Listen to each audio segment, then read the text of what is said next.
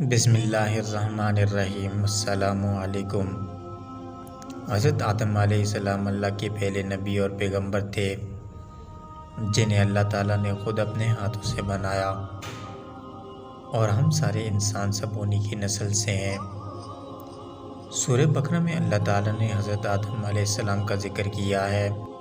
جب اللہ تعالیٰ نے انسان کی مخلوق پیدا کرنے کا ارادہ کیا تو اللہ نے فرشتوں سے فرمایا، اس زمین میں میں اپنا ایک خلیفہ بنانے والا ہوں۔ فرشتوں کو لگا شاید ان کی عبادت میں کوئی کمی رہ گئی، اس لیے اللہ نے نئی مخلوق پیدا کرنے کا ارادہ کیا۔ فرشتوں نے جنات جیسی دوسری مخلوق بھی دیکھی تھی جو زیادہ عقل نہیں رکھتے تھے اور خون ریزی کرتے تھے۔ فرشتوں نے اللہ سے کہا، ہم تیری تسبیح، حمد اور پاکی بیان کرتے ہیں، کیا تو ایسی مخلوق پیدا کرے گا جو زمین میں فساد کرے گی اور خون خرابہ کرے گی؟ اس کے جواب میں اللہ تعالیٰ نے فرمایا، جو میں جانتا ہوں وہ تم نہیں جانتے۔ فرشتوں نے آپس میں کہا، اللہ تعالیٰ جو بھی مخلوق پیدا کرے گا وہ ہم سے زیادہ علم نہیں رکھ سکتی۔ پھر اللہ تعالیٰ نے حضرت آدم علیہ السلام کو علم سے نوازا اور انہیں کچھ چیزوں کے نام سکھا دیے۔ پھر اللہ تعالیٰ نے حضرت آدم علیہ السلام کو فرشتوں کے سامنے پیش کیا اور فرشتوں سے فرمایا کہ تم بتاؤ ان چیزوں کے نام اگر تم سچے ہو۔ فرشتوں نے کہا، ہم اتنا ہی علم جانتے ہیں جتنا تو نے ہمیں سکھایا ہے، اس کے سوا ہمیں کچھ نہیں پتا۔ پھر اللہ تعالیٰ نے فرمایا، اے آدم تم بتا دو ان کو چیزوں کے نام۔ پھر جب حضرت آدم علیہ السلام نے فرشتوں کو ان چیزوں کے نام بتا دیے تو اللہ نے فرشتوں سے فرمایا کہ میں نہ کہتا تھا کہ میں آسمانوں اور زمینوں کی پوشیدہ چیزوں کو جانتا ہوں۔ پھر اللہ نے فرشتوں سے کہا کہ تم آدم کو سجدہ کرو، تو وہ سب سجدے میں گر پڑے مگر شیطان نے سجدہ نہیں کیا۔ اللہ نے فرمایا، اے ابلیس تجھے کیا ہوا کہ تو سجدہ کرنے والوں کے ساتھ شریک نہ ہوا؟ شیطان نے تکبر میں کہا کہ میں ایسا نہیں ہوں کہ انسان کو سجدہ کروں، جیسے تو نے کھنکھناتے ہوئے سڑے ہوئے گارے کی مٹی سے بنایا، میں اس سے بہتر ہوں۔ تو نے مجھے آگ سے پیدا کیا اور اسے مٹی سے پیدا کیا۔ اللہ نے شیطان سے فرمایا، یہاں سے نکل جا، تو مردود ہے اور تجھ پر قیامت کے دن تک لعنت برسے گی۔ شیطان نے کہا، مجھے قیامت تک مہلت دے۔ اللہ نے فرمایا، تجھے مہلت ہے۔ شیطان نے اللہ سے کہا کہ تو نے مجھے گمراہ کیا ہے، میں قسم کھاتا ہوں کہ میں انسان کی سیدھی راہ میں بیٹھوں گا، پھر میں ان پر حملہ کروں گا، ان کے آگے سے بھی، پیچھے سے بھی، دائیں سے بھی اور بائیں سے بھی، اور ان میں سے اکثر کو تو شکر گزار نہیں پائے گا۔ اللہ نے فرمایا، تو یہاں سے نکل جا، ذلیل و خوار۔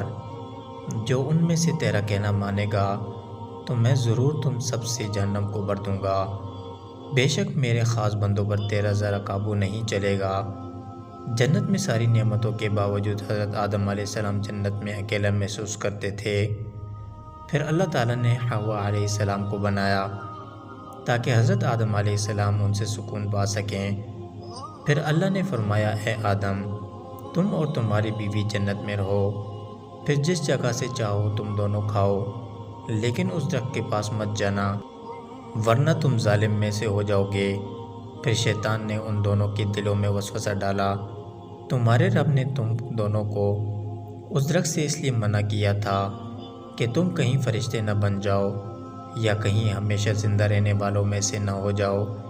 اور شیطان نے قسمیں تک کھا لیں کہ وہ ان کا خیر خواہ ہے، بس مردود نے دھوکہ دے کر ان کو درخت کی طرف کھینچ ہی لیا۔ جب حضرت آدم اور حوا علیہ السلام نے درخت کے پھل کو کھا لیا تو ان کی سطر کی چیزیں کھل گئیں، تو وہ درختوں کے پتوں کو توڑ کر اپنے اوپر چپکانے لگے اور سطر چھپانے لگے۔ پھر اللہ نے ان کو پکارا اور فرمایا، کیا میں تم دونوں کو اس درخت سے منع نہ کر چکا تھا اور یہ نہ کہہ چکا تھا کہ شیطان تمہارا کھلا دشمن ہے؟ حضرت آدم علیہ السلام اور حضرت حوا علیہ السلام نے کہا، اے ہمارے رب، ہم نے اپنے اوپر ظلم کیا اور اگر آپ ہمیں نہ بخشیں گے اور ہم پر رحم نہ فرمائیں گے تو پھر ہم تو ضرور تباہ و برباد ہو جائیں گے۔ اللہ نے فرمایا کہ تم سب جنت سے نیچے اتر جاؤ، اب سے تم ایک دوسرے کے دشمن ہو اور تمہارے لیے زمین پر رہنے کے لیے جگہ ہے اور ایک مدت تک نفع حاصل کرنا۔ اب تم کو وہیں زندگی گزارنی ہے اور وہیں مرنا ہے اور وہیں پھر سے پیدا ہونا ہے۔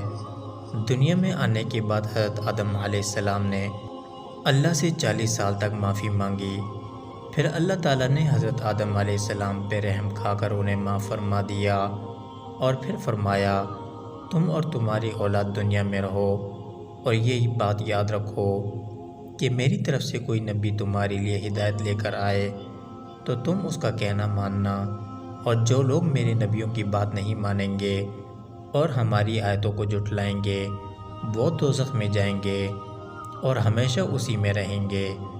پھر حضرت آدم علیہ السلام اور حوا علیہ السلام دنیا میں رہنے لگے، انہی سے انسانوں کی نسل شروع ہوئی۔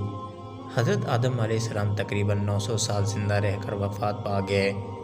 قرآن کے اس واقعے سے ہمیں یہ ہدایت ملتی ہے کہ شیطان نے جب غلطی کی اس نے معافی مانگنے کی بجائے تکبر کیا اور اللہ کو ہی اپنا گمراہی کا الزام دیا، اور جب حضرت آدم علیہ السلام سے غلطی ہوئی اور انہوں نے اپنی غلطی مانی اور فوراً توبہ کی اور تب تک معافی مانگی جب تک اللہ کو راضی نہ کیا۔ حضرت آدم علیہ السلام کی سنت یہ ہے جب انسان سے غلطی ہو جائے تو وہ اللہ سے اپنے گناہوں کی معافی مانگے اور اپنے رب کو منا لے، بے شک اللہ بہت بڑا معاف کرنے والا مہربان ہے۔